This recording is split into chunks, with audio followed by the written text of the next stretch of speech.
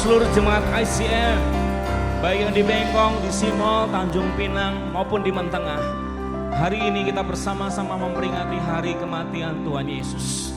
Kenapa Tuhan Yesus harus mati di kayu salib untuk menebus dosa kita? Karena tidak ada di antara kita yang sanggup menanggung dosa kita sendiri. Sebab itu Tuhan Yesus harus mati di kayu salib untuk membebaskan kita. Hari ini kita bersuka cita karena kita punya Allah yang setia dan benar, yang selalu bersama-sama dengan kita dalam segenap hidup kita, dalam segala musim hidup kita. Haleluya, berikan tepuk tangan buat Tuhan kita.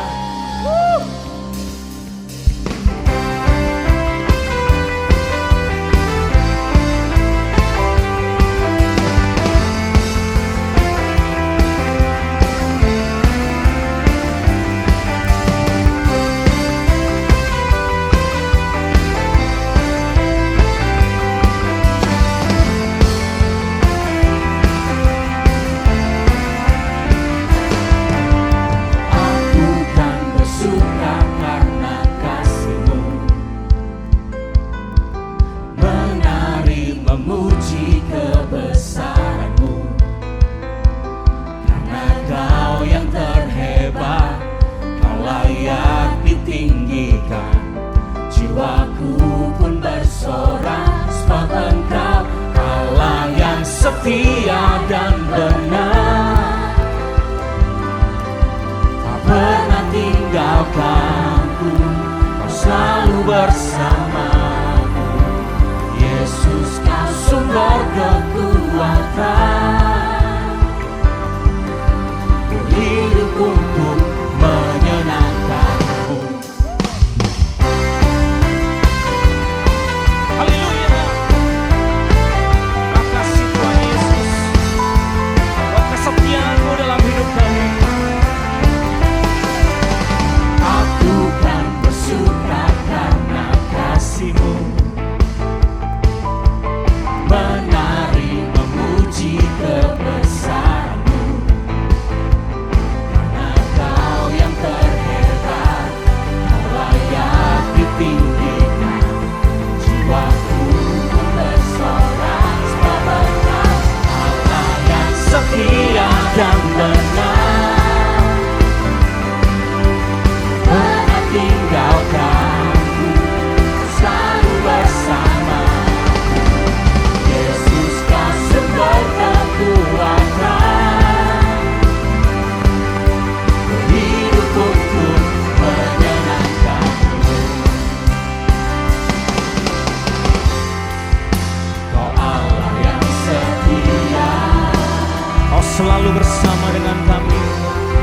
selalu bersamaku. Yesus Tuhan mulia. Yesus Tuhan mulia, hidupku milik-Mu. Allah yang setia dan benar, tak pernah tinggalkanku, Kau selalu bersamaku. Yesus, Kau sumber kekuatan, hidup untuk menyenangkan. Allah yang setia. Allah yang setia dan benar, tak pernah tinggalkanku, Kau selalu bersamaku. Yesus, Kau sumber kekuatan, Amin Tuhan. ku hidup untuk menyenangkanmu.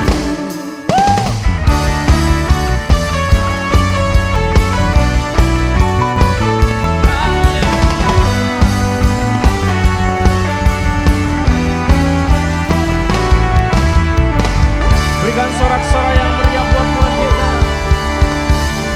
Terima kasih Allah yang setia dalam setiap kehidupan kami. Pagi hari ini Tuhan, hadirat-Mu sungguh kami rasakan. Pribadi-Mu kami mau menikmati. Sebab tidak ada yang bisa memisahkan kami dari kasih-Mu. Apapun yang terjadi dalam hidup kami,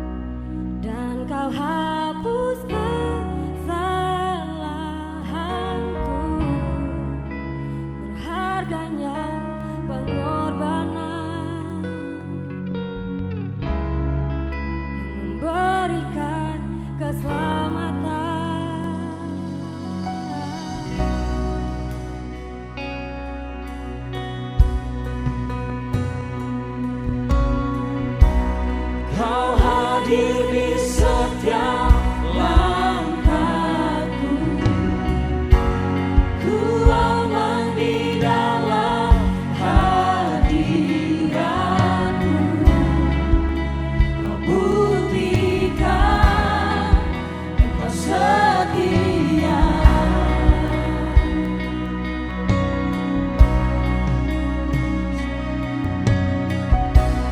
Kan ku angkat tinggi tanganku, tandaku berserah kepadamu. Selamanya Kau setia. Kau pegang hidup kami Tuhan. Kini Kau pegang hidupku, dan Kau hapus kesalahanku. Berharganya pengorbanan yang memberikan keselamatan. Kau hadir di setiap langkahku. Ku aman di dalam hadirat-Mu. Kau buktikan Kau setia. Kami mengangkat tangan bagi-Mu Tuhan. Kan ku angkat tinggi tanganku,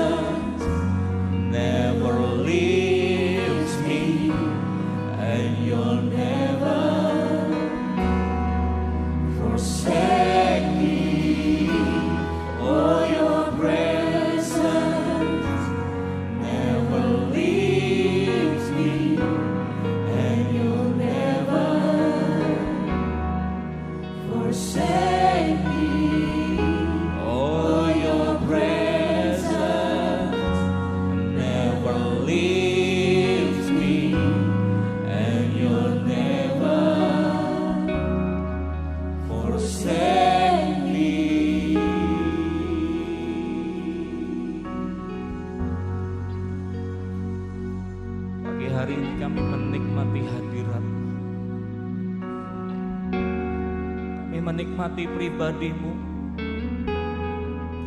yang senantiasa berserta dengan kami. Kau tidak pernah jauh dari hidup kami. Kau tidak pernah meninggalkan kehidupan kami. Dalam segala musim yang kami lewati, Kau setia berjalan bersama dengan kami, Tuhan. Sebab itu kami naikkan syukur kami kepadamu.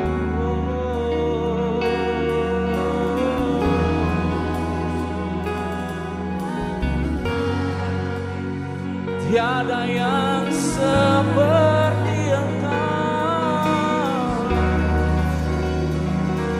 Allah yang setia, Allah yang mulia. Kami menyembah-Mu, kami bersyukur kepadamu.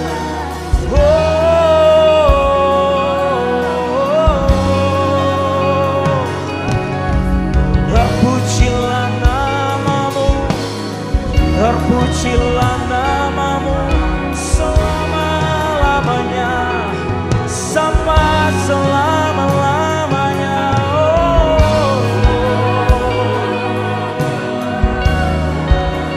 Hanya Kau saja, hanya Kau saja layak terima pujian, layak terima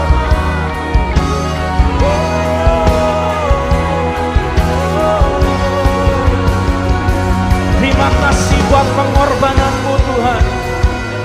Terima kasih Kau mati di salib untuk menebus setiap dosa kami. Haleluya.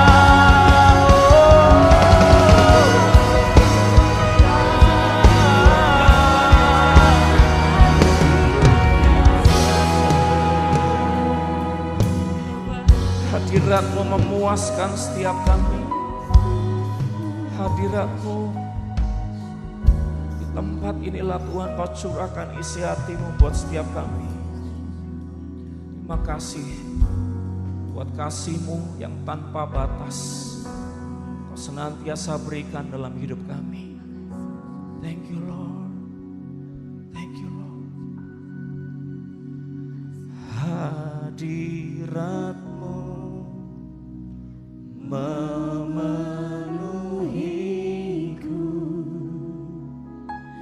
hadirat kudus-Mu penuhi baik-Mu, dan ku tersungkur menyembah-Mu.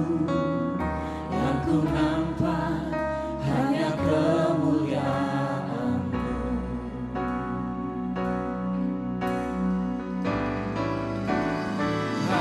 Hadirat-Mu memenuhiku, hadirat kudus-Mu penuhi baik-Mu, dan ku bersungkur menyembah-Mu. Yang ku nampak hanya kemuliaan-Mu. Hadirat-Mu, hadirat-Mu memenuhiku,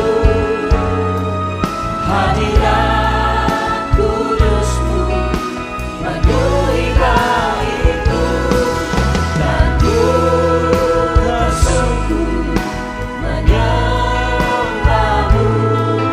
Yang ku nampak hanya kemuliaan-Mu, dan ku tersungkur menyembah-Mu. Yang ku nampak hanya kemuliaan-Mu.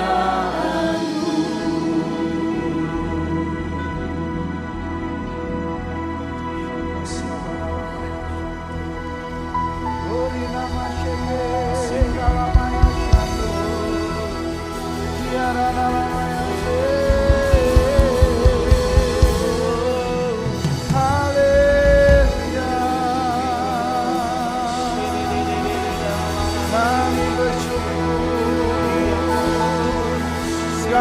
kebaikan-Mu Tuhan, segala pengorbanan-Mu atas hidup kami. Terima kasih. Sungguh besar anugerah-Mu dalam hidup kami Tuhan. Engkau telah memberikan hidup-Mu untuk menebus setiap kami, sehingga kami layak Tuhan untuk datang menghampiri Engkau. Terima kasih Bapa. Tuhan, kami bersyukur untuk kesempatan yang indah ini. Kami boleh bersama-sama mengingat kembali akan pengorbanan-Mu. Terima kasih Tuhan. Kami rindu Tuhan pagi hari ini Engkau menyatakan isi hati-Mu bagi kami. Kami percaya Tuhan, ada sesuatu yang Tuhan mau sampaikan kepada kami.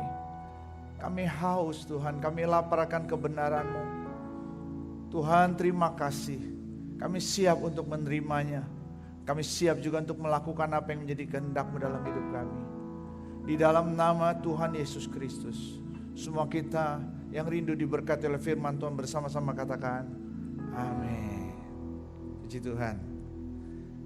Saudaraku, shalom. Seluruh dunia hari ini bersama-sama merayakan hari di mana Yesus Kristus mengorbankan dirinya mati di kayu salib untuk menebus dosa-dosa kita. Saudaraku, kita tahu bahwa ada tujuan mengapa Yesus harus menebus dosa-dosa kita. Ada maksud yang indah yang kita harus tahu, bahwa kematian Tuhan Yesus di kayu salib, penebusan Kristus bukan hanya sekedar menyelamatkan kita dari kematian, dari maut. Penebusan Kristus bukan hanya sekedar supaya hidup kita diberkati di dalam Tuhan. Penebusan Kristus bukan hanya sekedar supaya apabila kita sakit, kita disembuhkan oleh bilu-bilunya. Tetapi penebusan Kristus juga adalah tentang bagaimana kehidupan kita semakin serupa dengan Kristus. Saudara kasih dalam nama Tuhan, saya percaya bahwa tujuan Tuhan dengan penebusan, dengan karya penebusannya di kayu salib, saudaraku, ada satu tujuan yang sangat mulia dan sangat penting bagi kita.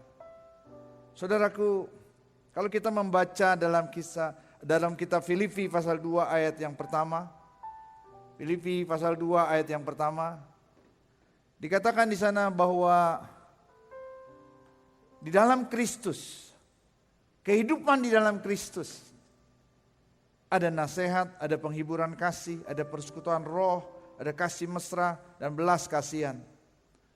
Rasul Paulus menasihati jemaat di Filipi, karena itu, kalau kehidupan Kristus ada dalam hidupmu, sempurnakanlah sukacitaku, kata Paulus.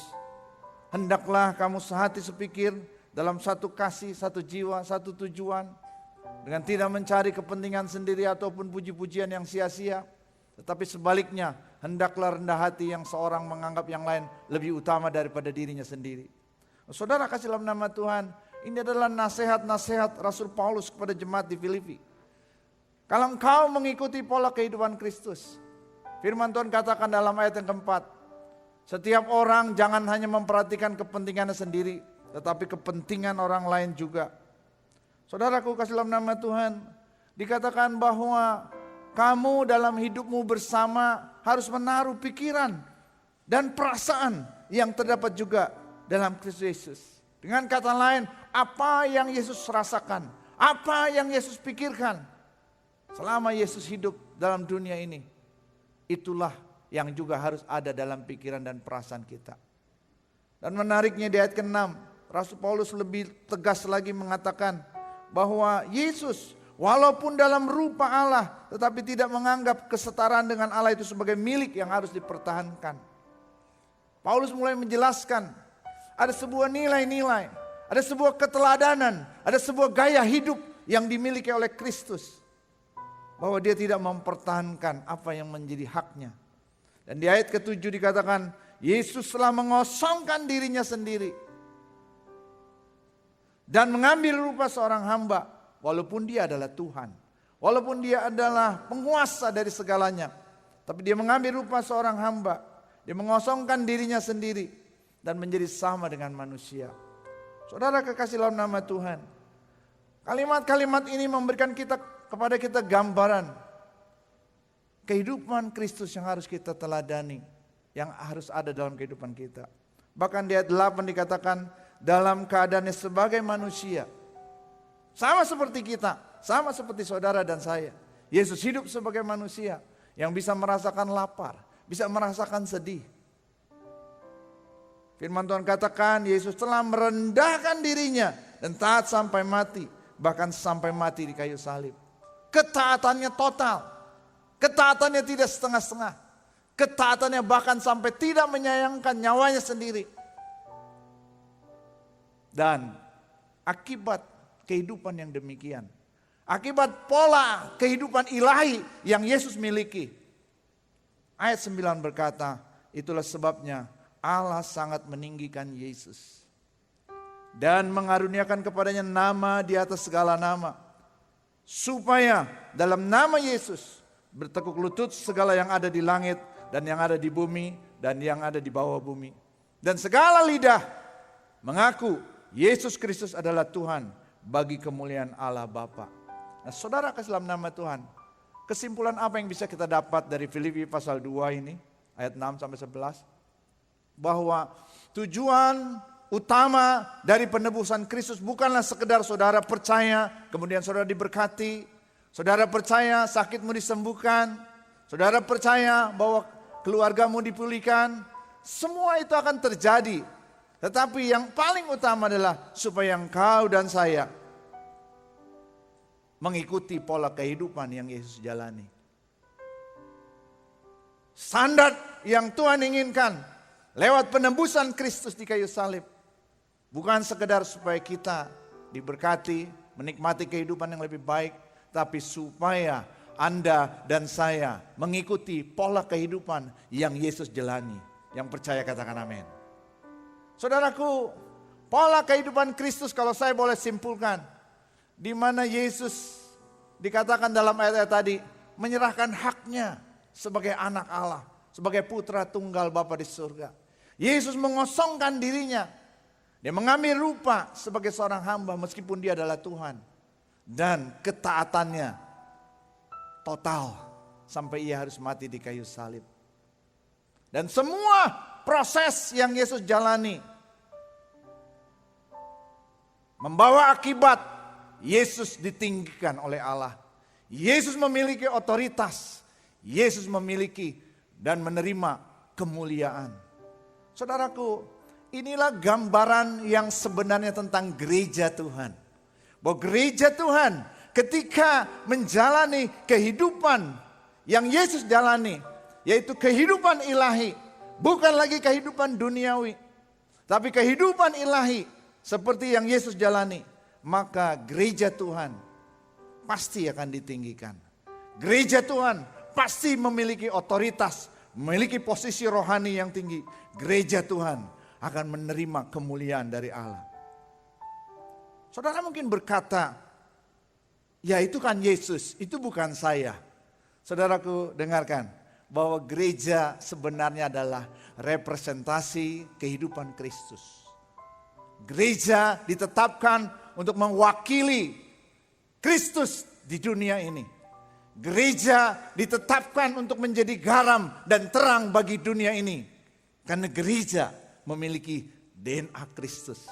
Gereja memiliki sifat genetik daripada Kristus. Ini harus kita sadari saudaraku. Kalau kita bergereja, kalau kita berjemaat, kalau kita menjadi orang Kristen, kita hanya berpikir tentang bagaimana waktu saya susah saya diberkati, waktu saya sakit saya disembuhkan. Saudaraku, semua yang kita pikirkan sekalipun itu baik dan berguna, itu semua hanya pada kehidupan yang sementara saja. Tapi Tuhan mau kita mengikuti gaya hidup Kristus. Supaya kita menjadi gereja seperti yang diinginkan Tuhan. Saudaraku, sehingga tujuan penebusan Kristus boleh terjadi dalam kehidupan kita. Roma pasal 8 ayat 19 berkata, sebab dengan sangat rindu seluruh makhluk di dunia ini menantikan saat anak-anak Allah dinyatakan. Siapakah yang dimaksud anak-anak Allah? Yang dimaksud anak-anak Allah adalah saudara dan saya. Kita representasi kehidupan Kristus. Anak-anak Bapa di surga. Anak-anak seharusnya mewakili nama Bapaknya. Anak-anak seharusnya menurunkan sifat Bapaknya. Satu kali di rumah saya kepanasan dan kemudian saya membuka kaos saya. Terus kemudian salah satu anak saya berkata, loh kok badan papi seperti kakek katanya. Saya bilang bahwa saya ini anaknya sudah pasti secara genetik saya pasti ada kemiripan dengan ayah saya. Mungkin postur tubuhnya dan mungkin juga kebiasaannya. Kalau engkau dan saya adalah anak-anak Allah, pasti ada kemiripan. Pasti ada DNA yang kau bawa, yaitu DNA Kristus yang membuat engkau semakin serupa dengan Kristus. Dunia menanti-nantikan saat anak-anak Allah dinyatakan. Yang percaya katakan amin. Nah saudaraku, kasih dalam nama Tuhan. Namun sayangnya mengapa kehidupan Kristus tidak nampak?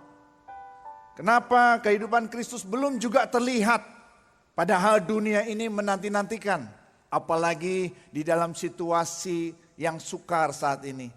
Di mana banyak orang stres, banyak orang depresi, banyak orang takut, banyak orang cemas, banyak orang sakit. Seharusnya kehidupan Kristus lebih terasa, lebih terlihat dalam situasi seperti ini. Tapi mengapa? Mengapa gereja tidak menampilkan itu? Alasannya adalah karena banyak gereja, banyak anak-anak Tuhan tidak tahan dengan kesukaran. Kesukaran di dalam 1 Timotius pasal 3 ayat 1 dan berikutnya menyebabkan standar kehidupan anak-anak Tuhan menjadi turun. Saudaraku, mari kita baca 1 Timotius pasal 3 ayat yang pertama. Ketahuilah bahwa pada hari-hari terakhir akan datang masa yang sukar. Jadi Alkitab sudah menuliskan kesukaran itu pasti ada. Dan apa yang terjadi ketika kesukaran datang? Di ayat kedua firman Tuhan katakan manusia akan mencintai dirinya sendiri. Manusia akan menjadi egois. Dan manusia akan menjadi hamba uang. Mereka akan membual, menyombongkan diri. Dan mereka akan menjadi pemfitnah. Saudaraku, mereka berontak kepada orang tua. Tidak tahu berterima kasih. Tidak peduli agama. Tidak tahu mengasihi. Tidak mau berdamai. Suka menjelekkan orang. Tidak dapat mengekang diri. Garang. Tidak suka yang baik. Ada sebuah degradasi. Ada sebuah penurunan secara drastis dalam kehidupan moral anak-anak Tuhan, gereja Tuhan. Ada kemerosotan moral terjadi di sini. Karena apa? Karena kesukaran. Ada banyak orang demi uang mereka rela melakukan apa saja. Bahkan saudaraku, dalam keadaan yang sulit seperti ini, ada banyak orang mencari kesempatan dalam kesempitan. Menimbun masker, ya, menimbun alat-alat untuk kebersihan dan sebagainya. Untuk apa? Untuk mendapatkan keuntungan yang sebesar-besarnya. Itulah bukti bahwa manusia dalam masa yang sukar menjadi egois. Bahkan di ayat yang keempat dikatakan mereka menjadi suka berkhianat, tidak pikir panjang, berlagak tahu, lebih menuruti hawa nafsu daripada menuruti Allah. Dan perhatikan, ini bukan orang yang tidak percaya kepada Tuhan. Tapi ada juga orang-orang yang percaya kepada Tuhan. Di ayat 5 dikatakan secara lahiriah mereka menjalankan ibadah. Mereka suka beribadah, tetapi pada hakikatnya mereka memungkiri kekuatannya. Alkitab katakan jauhilah mereka itu. Saudaraku, jadi sekali lagi kesukaran membuat standar kehidupan rohani seseorang bisa menurun drastis. Kemerosotan moral terjadi. Itu sebabnya kita harus melihat bahwa Tuhan sedang bergerak lewat kesulitan yang ada saat ini. Kebangunan rohani akan terjadi di seluruh dunia. Saya ingat Yesaya 59. Yesaya 59 ayat 19. Firman Tuhan katakan, kuasa dan keagungannya akan ditakuti semua orang dari timur sampai ke barat. Ia akan datang seperti sungai yang deras yang digelorakan angin yang kencang. Ini dalam terjemahan bahasa Indonesia sehari-hari. Tetapi dalam terjemahan bahasa Inggris kalau diartikan kira-kira bahwa kesukaran itu akan datang seperti banjir. Kesukaran datang seperti banjir, tidak bisa lagi ditolak. Bukankah virus corona tidak bisa lagi ditolak? Di negara manapun dia bisa masuk. Banjir itu kalau datang ke rumah kita, saudaraku, apapun yang saudara gunakan untuk menghalangi banjir, banjir itu akan tetap datang. Banjir itu akan tetap masuk dalam rumah saudara. Satu-satunya cara untuk kita mengatasi banjir adalah kita harus naik ke tempat yang tinggi. Dan firman Tuhan katakan bahwa roh Tuhan akan mengangkat kita. Roh Tuhan akan menaikkan standar kehidupan kita. Hanya orang-orang yang memiliki standar kehidupan yang lebih tinggi yang dapat mengatasi kesukaran dan tidak jatuh, tidak terbawa arus dalam kemerosotan moral. Saudara kasih dalam nama Tuhan, ini mengapa sebabnya Yesus Kristus mati di kayu salib. Dia datang sebagai manusia, hidup sama seperti kita. Dan dia memiliki kualitas kehidupan ilahi untuk memberikan contoh kepada kita. Supaya kita punya standar kehidupan yang lebih tinggi. Bukan hanya sekedar diselamatkan dari hukuman maut. Tetapi bagaimana kita menjalani hidup kita. Berperan, berfungsi sebagaimana mestinya. Di ayat yang ke-20 dari Yesaya 59. Tuhan berkata kepada umatnya, aku akan datang ke Yerusalem untuk menyelamatkan kamu. Semua yang bertobat dari dosa-dosamu. Saudaraku, Tuhan mau kita kembali kepada fokus yang utama, kepada tujuan yang utama. Mengapa harus ada penebusan di kayu salib oleh Kristus? Yaitu supaya kita memiliki kehidupan, standar kehidupan seperti yang Yesus miliki. Ada amin? Nah saudaraku, jemaat harus hidup di dalam perjanjian dengan Tuhan.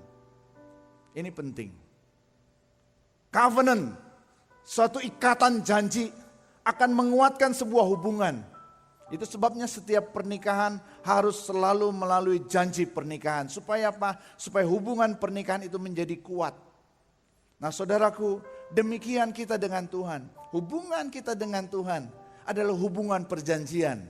Itu sebabnya Alkitab dikatakan ada perjanjian lama, ada perjanjian baru. Karena memang hubungan kita dengan Tuhan harus terikat oleh covenant, terikat oleh perjanjian. Itu yang membuat hidup kita menjadi kuat. Firman Tuhan katakan, aku membuat perjanjian dengan kamu. Dan kamu kuberi kuasaku dan ajaranku. Tuhan memberi kuasa kepada kita, memberikan otoritas kepada kita. Dan juga pengajarannya, firmannya, sampai kapan? Dikatakan untuk selama-lamanya. Dan bukan cuma untuk diri kita. Firman Tuhan katakan, ajarkanlah kepada anak-anakmu. Supaya mereka pun dapat mengajarkannya turun-temurun. Sekarang sampai selama-lamanya. Jadi kebenaran atau kehidupan Kristus, kehidupan ilahi harus ditularkan, harus diwariskan kepada orang-orang di sekitar kita. Itulah yang Tuhan inginkan. Itulah tujuan utama daripada penebusan Kristus. Saudaraku, ini saya mau bacakan janji Tuhan atas gerejanya. Dalam Yesaya pasal 60 ayat yang pertama. Tuhan berkata, bangkitlah gereja Tuhan. Menjadi teranglah sebab terangmu datang dan kemuliaan Tuhan terbit atasmu. Katakan amin. Sebab sesungguhnya kegelapan menutupi bumi dan kekelaman menutupi bangsa-bangsa. Tetapi terang Tuhan, kehidupan ilahi terbit atasmu dan kemuliaannya menjadi nyata atasmu. Dikatakan ketika umat Tuhan hidup dalam pola kehidupan Kristus, hidup dalam pola kehidupan ilahi, maka dikatakan bangsa-bangsa berduyun-duyun datang kepada terangmu. Katakan amin. Dan raja-raja, penguasa-penguasa, petinggi-petinggi akan datang kepada cahaya yang terbit bagimu. Hidupmu akan menjadi terang yang membuat orang lain tertarik untuk datang kepada Tuhan lewat hidupmu. Bahkan dikatakan dalam ayat yang keempat, angkatlah mukamu dan lihatlah ke sekeliling. Mereka semua datang berhimpun kepadamu.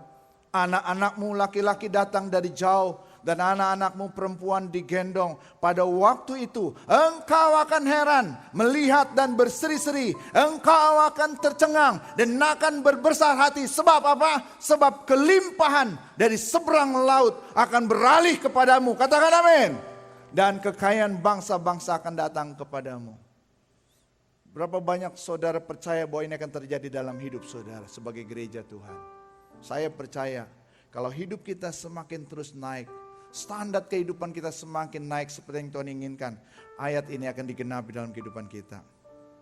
Nah, sebagai ayat yang terakhir, mari kita lihat dalam kitab Mika pasal 4 ayat yang pertama. Ini menjadi doa dan harapan saya sebagai seorang penatua, sebagai seorang hamba Tuhan, sebagai seorang pemimpin jemaat. Saya percaya gereja Tuhan akan seperti ini, saudaraku. Mari kita baca bersama-sama. Mika pasal 4 ayat 1 sampai 2. Akan terjadi pada hari-hari yang terakhir, gunung rumah Tuhan akan berdiri tegak mengatasi gunung-gunung dan menjulang tinggi di atas bukit-bukit. Bangsa-bangsa akan berduyun-duyun ke sana. Dan banyak suku bangsa akan pergi setelah berkata.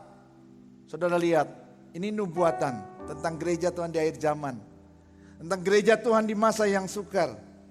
Orang akan mencari gereja Tuhan.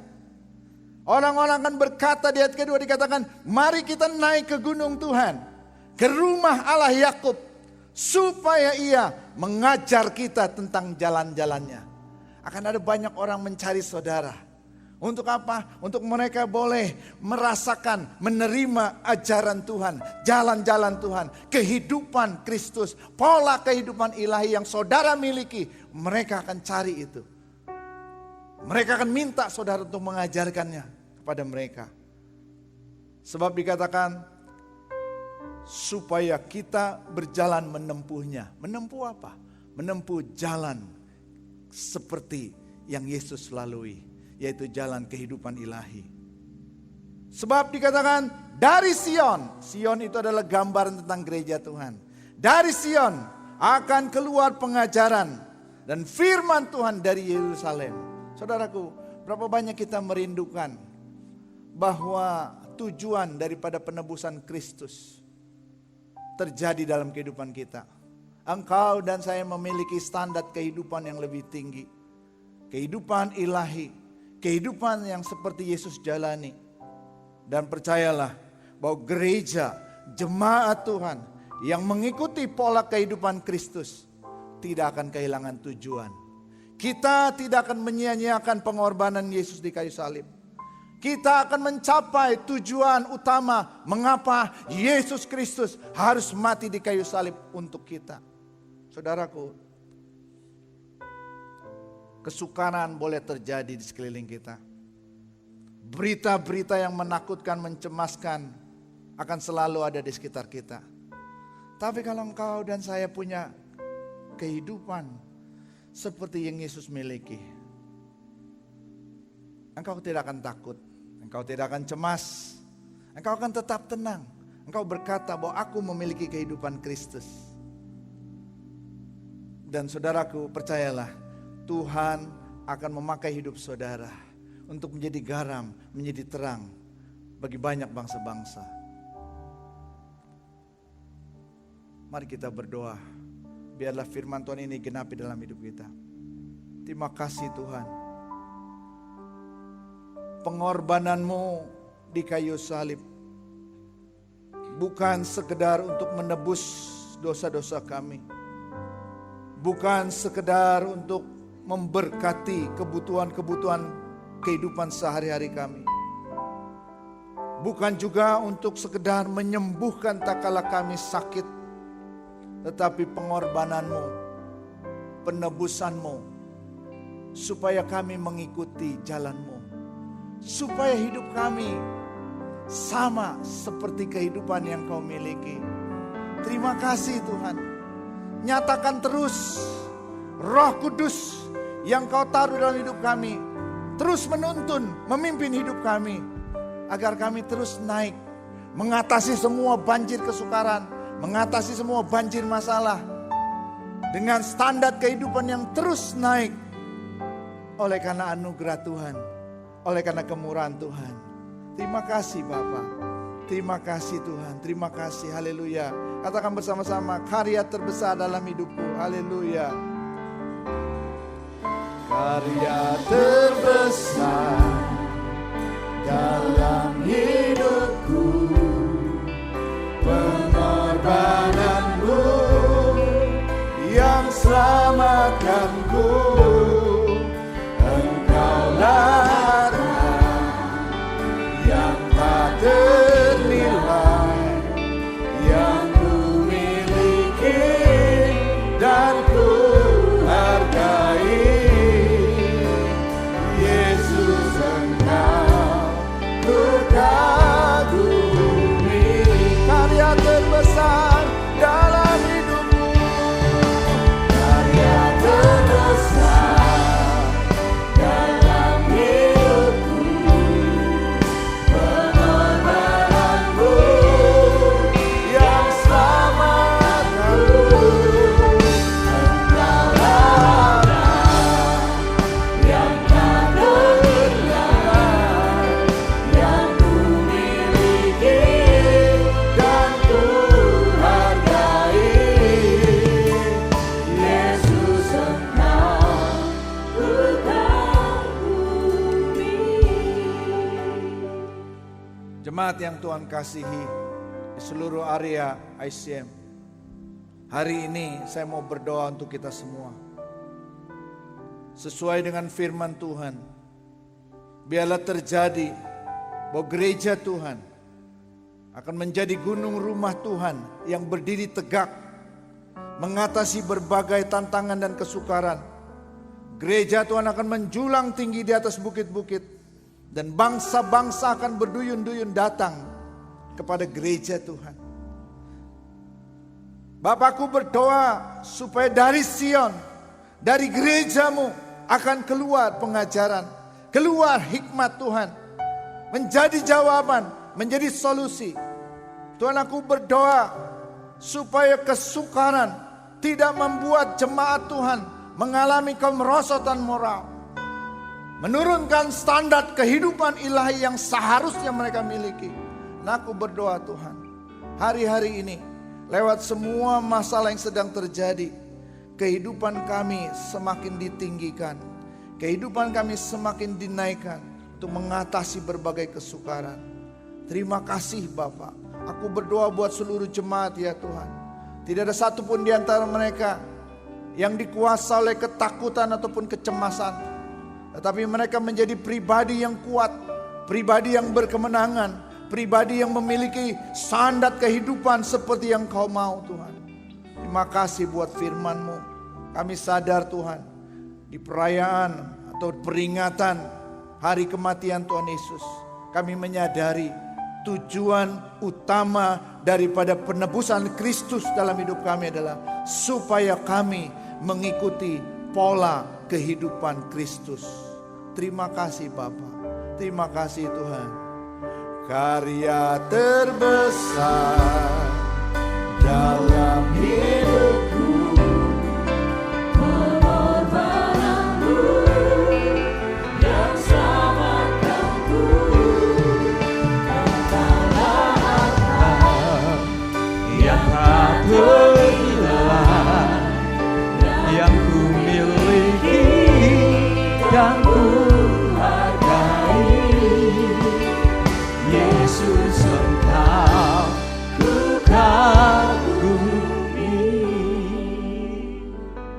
Bapak Ibu yang dikasihi oleh Tuhan, mungkin ini suatu sejarah di mana kita semua akan bersama-sama menikmati tubuh dan darah Tuhan di setiap keluarga yang ada di rumah kita masing-masing.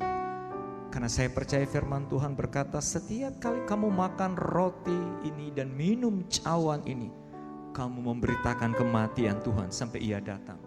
Saya berdoa biarlah roti dan anggur yang kita akan makan dan minum, saudara, engkau akan diberkati Tuhan, kau akan disembuhkan Tuhan, kau akan dipulihkan oleh Tuhan.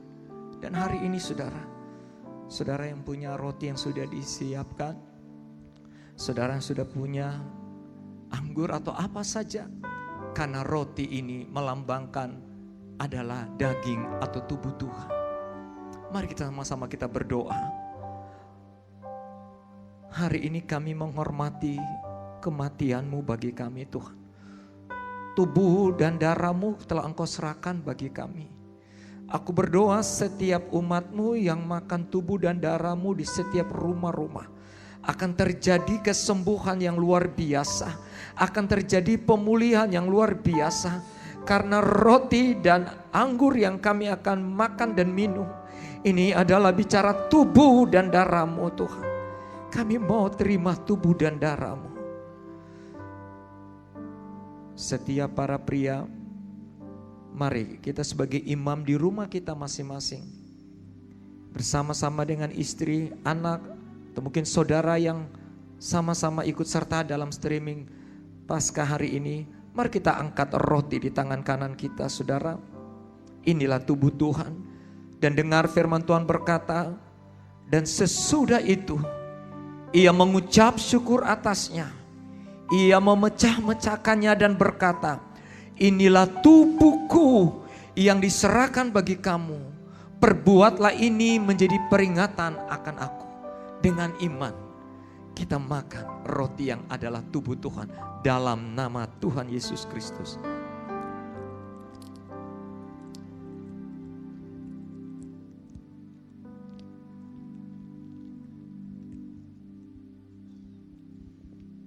Demikian pula Bapak Ibu, mari kita angkat anggur, cawan di tangan kanan kita, saudaraku. Saya percaya saudara, bukti Tuhan di kayu salib, Dia telah mengorbankan darahnya bagi saya dan saudara. Dengan iman, jadikan hari ini saudaraku pengalaman satu momen yang luar biasa. Karena hari ini akan terjadi mujizat yang besar di setiap keluarga-keluarga, di rumah tangga kita masing-masing.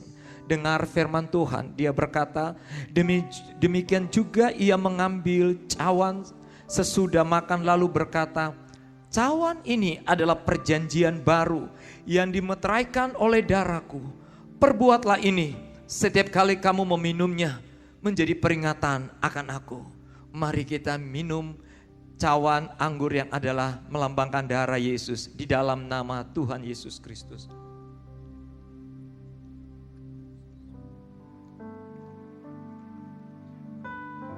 Mari seluruh jemaat, engkau angkat kedua tangan, engkau lihat karya salib Yesus yang luar biasa atas hidupmu. Engkau lihat pengorbanan Allah yang besar atas hidupmu.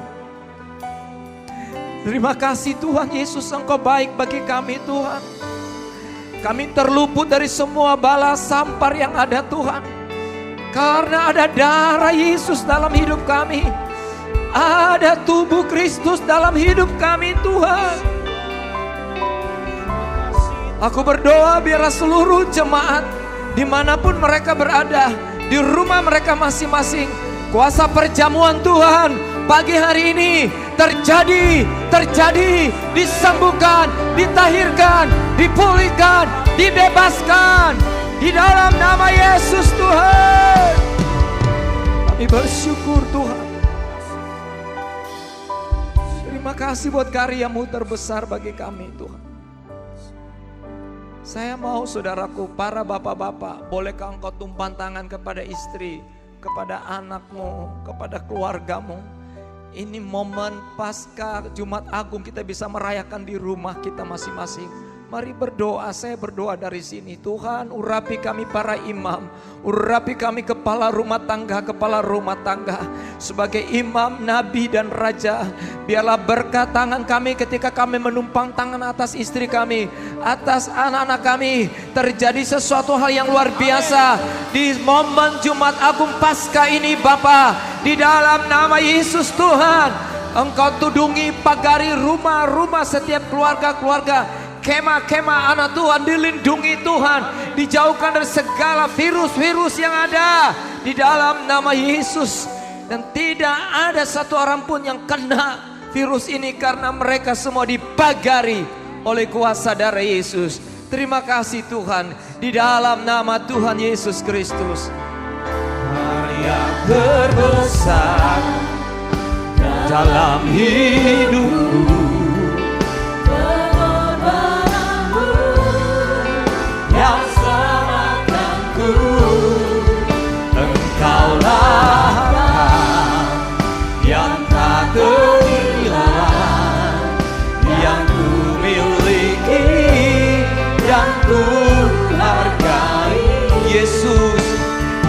Yesus Engkau bukaku, Yesus Engkau, Yesus Engkau bukaku, oh Yesus, Yesus Engkau.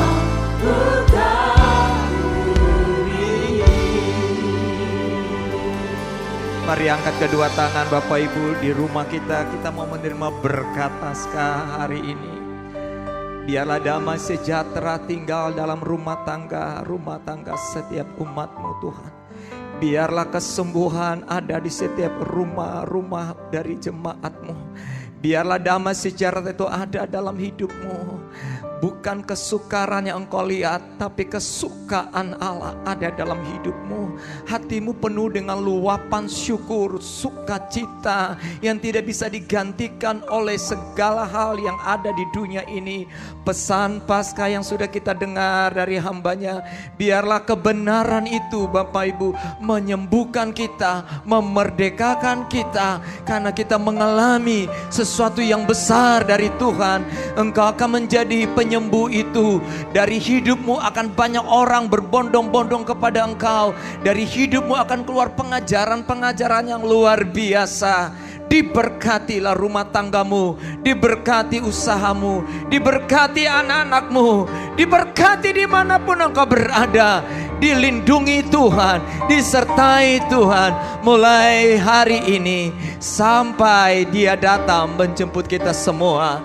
Di dalam nama Tuhan Yesus Kristus, terimalah berkat Paskah pada pagi hari ini. Kami berdoa, amin. Kami penatua mengucapkan selamat Paskah buat seluruh jemaat ICM. Tuhan memberkati. Terus alami kuasa salib Tuhan yang menyucikan dan membebaskan kita. Mari kita terus memuji nama Tuhan. Haleluya.